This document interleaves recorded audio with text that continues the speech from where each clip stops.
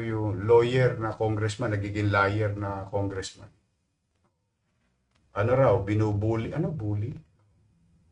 Nahuli lang, nabisto lang kayo.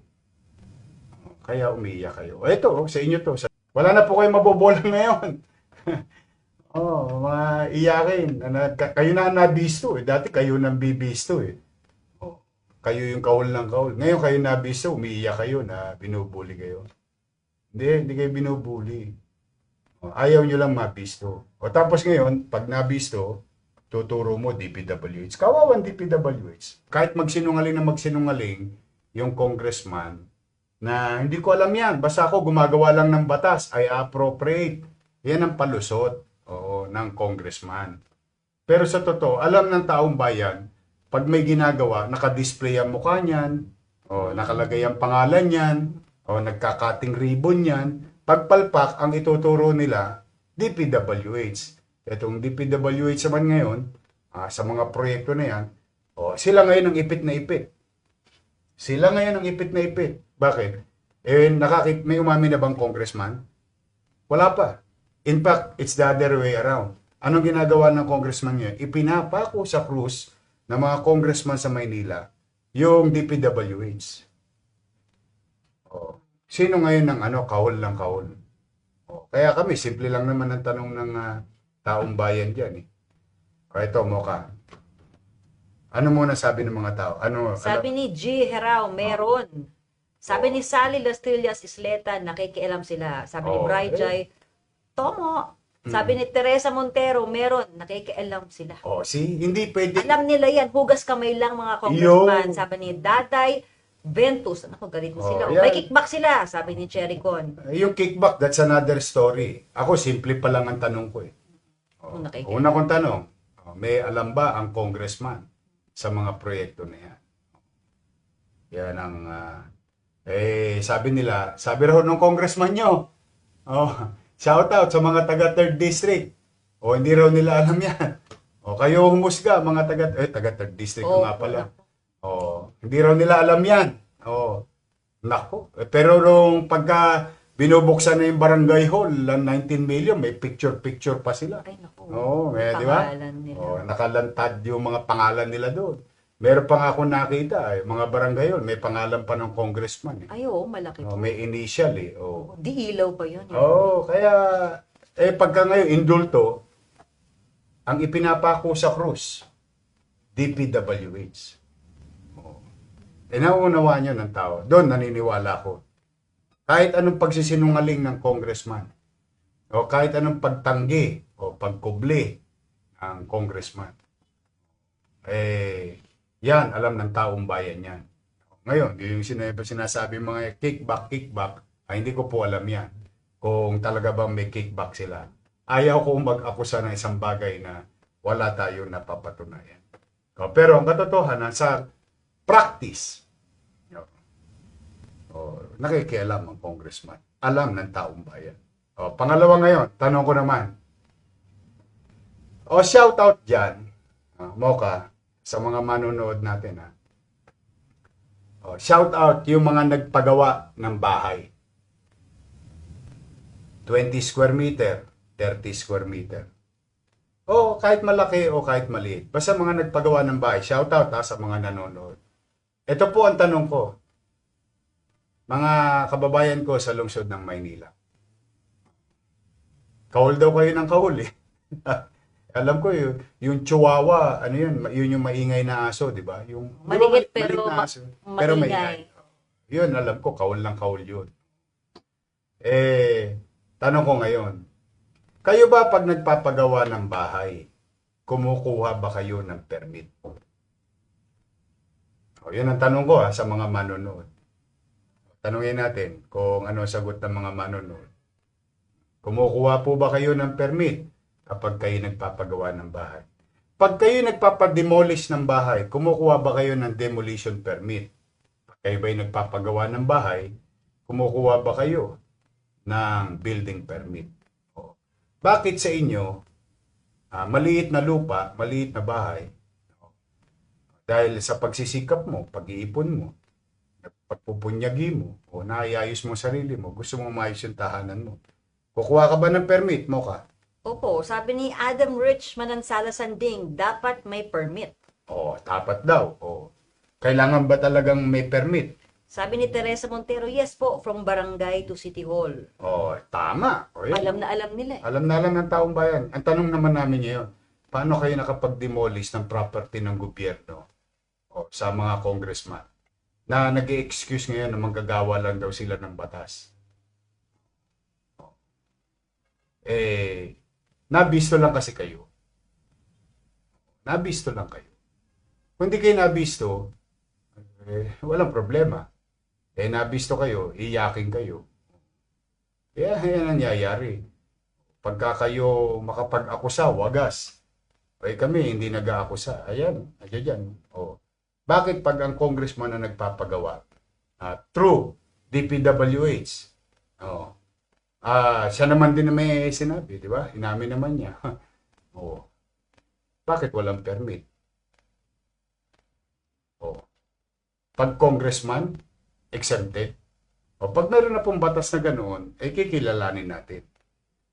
Pero yung batas kay Juan de la Cruz na nagpapagawa na maliit na bahay, nire-require mag-permit.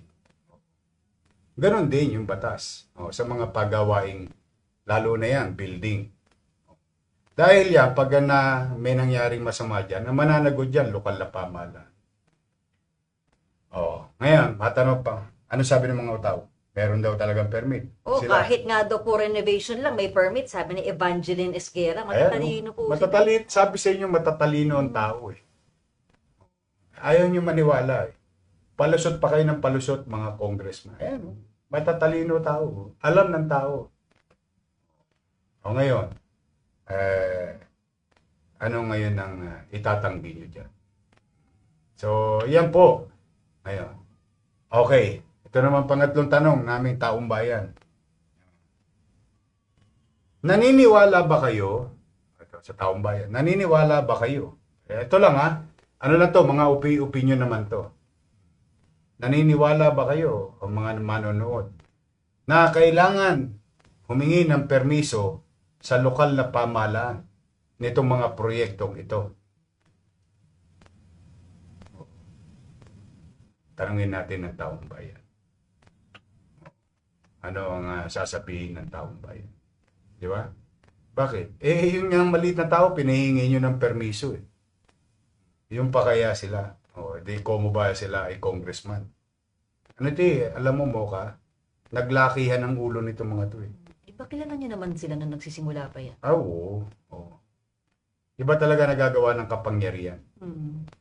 Alam mo, minsan, ang langaw, pag tumuntong sa kalabaw, ang feeling niya, mas malaki pa siya sa kalabaw. Ganyan ang utak langaw. Ugaling langaw. Pero yan, nandiyan na yan. Basta tayo ginagalang natin sila lahat. Hindi po pwede lang na mamihasa sila na yung napapalusot nila nung araw. Wardi-wardi o siga-siga. Ngayon, nakahanap kayo ng katapat, iyakin naman kayo. Ako nga, minsan. Sana pag nag-imbestiga sila sa labas ng Kongreso. Para pagka libelous yung akusasyon nila. Kasi ang nila dyan, excuse nila dyan, nasa loob sila nasa hall of Congress sila. Kaya nila mang-api ng mga individual. But anyway, tapat-tapat lang yan, Brad. Shout out sa mga taga 3rd District. Shout out sa inyo. Kayo po ang umusga. Lalo dyan sa 3rd District, marami nag-a-apply dyan ng building permit. Sila, naalala nyo ba, na hirap kayo dati dito sa zoning. Zoning pa lang ha, bagsak na, ang tagal na. Pero ito, wala pang permit, gibaan na. Bakit? Kasi, pagawa ng congressman. Special child eh. Mukhang special child itong ilang congressman natin eh, di ba? So anyway, that's water under the bridge. We'll see. Tingnan natin if we mean business. I'll see you soon. Diba? Yung comment po, sabi nga, dapat lahat. Oo. Dapat kumuha, yes po, dapat humingi ng permission sa LGU, sabi ni Aimee Jovel. alam po nila ang sagot. Dapat po, sabi ni Janice Buendia Pardo Budoy. Opo, kailangan po humingi ng permiso kahit sa barangay, sabi ni Rita Pinlac. Hindi raw eh. Wala raw silang alam dyan. Ito pa magandang sinabi ni Rhea Joy F. Selim. Yes, dapat. Malakas ang loob nila kasi nasa posisyon sila. Pero pag tulad lang namin na maliit na tao, aping-api sa ginagawa nila, hindi nagiging patas. See? Yan ang nararamdaman ng tao. Shoutout sa iyaking congressman. Yan ang mga, nakakuha lang kayo ng katapat eh. Pero tingin ko marami na nagsisisi dyan. Kaya, Tingin ko naman. Meron namang araw para dyan. So, okay. So, yan po. Kaya lagi ko yung mag-iingat dahil itong problema natin sa baha tuwing umuulan ay hindi mawawala agad-agad. Pero, rest assured, in our own little way, hindi po tayo titigil na linisin yung ating mga drainage system. Natutuwa lang ako kanina, maraming nagpapadala sa akin ng mga messages. If there is any consolation, nakita nila yung tubig malinis. Kasi nawawala na po yung mga burak eh. Nakukuha na po natin. So, ingat lang po. O ngayon, usapang permiso. May nagsasabing congressman sila lang daw yung ang tawag dyan, parang politika yung statement. Ito, wag na ako kayo lumayo. Ito patunay. Una, si Erwin Cheng, hindi natin yan na kapartido. Pero inaprobahan ko lahat yung programa niya. Si Congressman Maceda, hindi rin natin yan kapartido. Baka kasi pinalalabas ito mga politika di ba? Eto alam ng taga Maynila to. Alam ng taga Maynila, hindi pwedeng ipagkaila to sa Maynila. Kabago-bago pa lang naman ang eleksyon. Si Congressman Erwin Cheng. Daming programa, daming project. Nagpunta, sabi ko, basta ito kukunin mong permiso. Kukunin mo to. Kukuha. Inaprobahan ko. Hinarangan ko ba yung ikabubuti ng taong bayan? Hindi. Ganun din kay Congressman Maceda. Hindi ko rin yung kapartido. Inaprobahan ko din. Maganda yung isang project ni Congressman Maceda. Sige, approve. Kaya lang, kayo ba, gagastos kayo ng 19 million pera ng taong bayan. Gagawa ng barangay hall. No? Tapos, sa bangketa. Tapos tatakpan yung eskwelahan. Tama ba yun? Aprobahan mo ba yun? Unang-una, tama rin siya. Tama rin siya na marami ng barangay hall na nasa bangketa sa Maynila.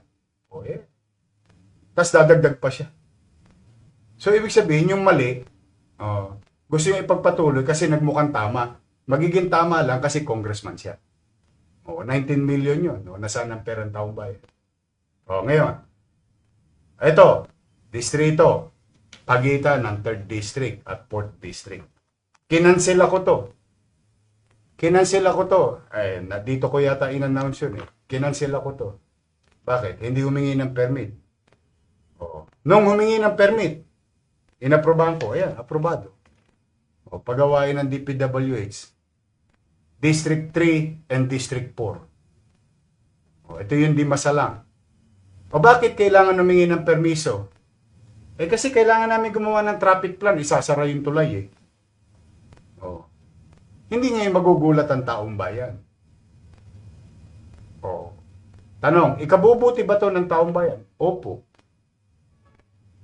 Kakampi ko ba sa politika yung si Joel Chua? Hindi. Kakampi ko ba sa politika si Edward Maceda? Hindi. Distrito ba nilang dalawa to? Opo. Inaprobahan ko ba? Opo. Approve. Kaya, anong nangyari? Nakagawa ngayon ang MTPB ng traffic plan sa pagsara ng kalsada ng tulay ng Dimasalang. Ano ang maganda rito? Ayan po, approve po. Ano po maganda rito? Nagbayad po sila ng buwis. Magkano po ang binayaran buwis o what you call contractor tax sa gobyerno ng Maynila? 504,000 ang binayad. Yun yata ang ayaw ipagawa ng mga ibang congressman. O baka kasi mabawasan ko yung pribilehiyo o yung para sa kanila kung ano man. Kung sino man yun. O, ito, nagbayad. May resibo pa to sa gobyerno ng Maynila. O.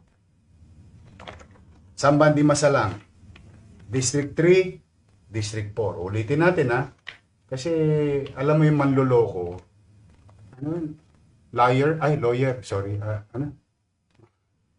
Hindi ko tuloy ma-pronounce ang maayos eh. Kasi minsan napapansin ko yung lawyer na congressman, nagiging liar na congressman.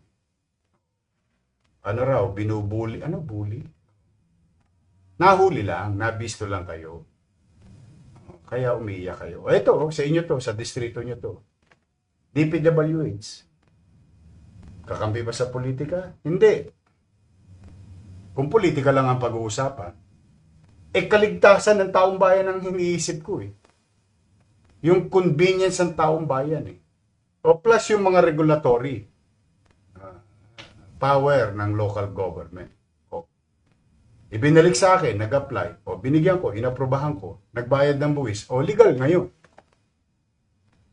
Kaya pag tinanong ka ng taong bayan mo bakit sarado hindi masalang X number of date, X number of time? Kasi may gagawin. O, para saan? Sa ligtas at maayos na tulay. Kung politika lang, o yan. Marami pa. Ibang mga congressman, sila Dionisio. O, lahat sila. Di ba? Kung politika at politika, wala ho yun. Ako, sanay po ako ng politika. Lumaban nga tayo, outsider eh. Alam naman ng taong bayan. Hindi nyo pwedeng pasinungalingan ng taong bayan. Wala na po kayo mabobola ngayon. Mga iyakin. Kayo na nabisto eh. Dati kayo nang bibisto eh. Kayo yung kahol ng kahol. Ngayon kayo nabisto, umiiyak kayo na binubuli kayo. Hindi kayo binubuli.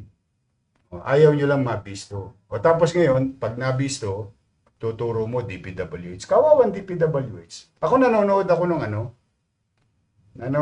nung Senate hearing. Ewan ko ano kaya reaksyon ng taong bayan sa Senate hearing. Unti-unti na nabibisto yung yung mga congressman. Mga naging contractor. Anong bagong word nila? Contractor. Contractor. Tama po. Contractor. Malay mo, meron niya sa Maynila. Kasi, yung nahuli ko kahapon ay isa sa listahan ng kontraktor na pirepresenta ni Presidente ay kontraktor ng 3rd District ng Manila sa flood control din sa buong bansa. Yap. Mukhang ayaw nilang malaman ng tao yun. Pero ilalahad natin yan. May oras ako para dyan. Pero ngayon, kasi naawa naman ako sa tao. Kasi pinag-uusapan natin yung baha. Talagang yun ang nangyayari. Ngayon, Mocha. Balik rin naman natin. Pupunta ako sa bahay mo. I-rearrange ko yung sala. Magagalit ka? Pag hindi kayo nagpaalam? Oo. Syempre po. Oo. Kasi yung mga Bahay mo gamit, yan eh. oo, tsaka... Tama ba? Oo. Ako chairman eh. Pwede ba yun? See, tamo? Parang parang common sense, di ba? Exactly. Kaya akala nito mga congressman na to, naloloko nila yung taong bayan. Hindi ho. Alam ng taong bayan, manood kayo sa comment. Tingnan natin. Very, nga sila, engrossed po sila sa ating topic actually eh. Di ba? Oo. Kahit na anong pagsisinungaling nyo, hindi namin alam yan. Gumagawa lang kami ng batas. Lelang yung panot. Bubulahin nyo pa taong bayan. Alam ng mga taong bayan yan. Siguro kasi boss nakakalusot noon, ano? Exactly. Noon nakakalusot. Oo. Bumoto na ang taga Maynila ng bagong mayor eh. Yun yung katotohanan eh. Kasi nga hindi naging maganda ang naging nangyari sa lungsod ng Maynila. Noong nakialam na at pinayagan ng alkalde ng mga congressman ay gawin ang gusto na lamang nilang gawin. O, tingnan mo ha. O, yung tennis court. O, yung tennis court doon sa District 2. O ginawa nilang meeting area ay tennis court yun ng mga nagte-tennis doon. Diba? Eh kung hindi ako naging mayor, hindi pa mababawi yun para mabalik sa tao na gamit ng mga taga roon.